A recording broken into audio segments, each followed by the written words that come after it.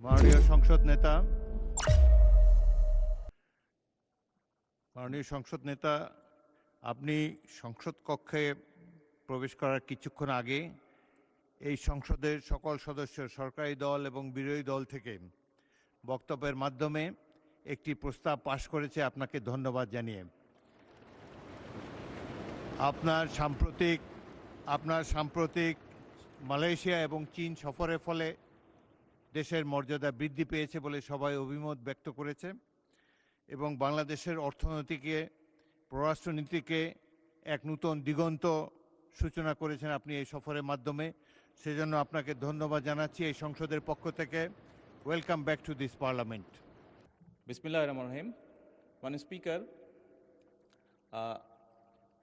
যে বিষয়ের উপরে আমাকে ধন্যবাদ জানানো হয়েছে এই সংসদের পক্ষ থেকে, তার জন্য আমি আন্তরিকভাবে কৃতজ্ঞ এবং আন্তরিকভাবে সকল সদস্যকে ধন্যবাদ জানাচ্ছি।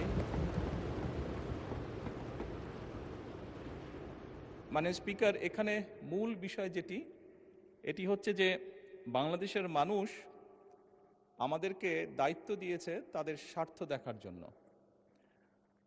আমাদের দলের অবস্থান থেকে আমরা একটি স্লোগান ব্যবহার করি, সেটি হচ্ছে যে বাংলাদেশ ফার্স্ট বা বাংলাদেশ প্রথম। আমি যে কাজটি করার চেষ্টা করেছি মাননীয় স্পিকার, আমি আমার অবস্থান থেকে আমি আমার দেশের মানুষের স্বার্থ নিয়ে কথা বলার এবং সেই স্বার্থ রক্ষা করার চেষ্টা করেছি মাননীয় স্পিকার।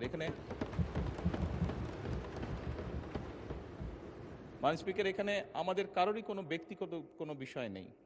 এটি যদি কোনো কিছু অর্জন হয়ে থাকে, ভালো কোনো কিছু অর্জন হয়ে থাকে, এটি বাংলাদেশের অর্জন।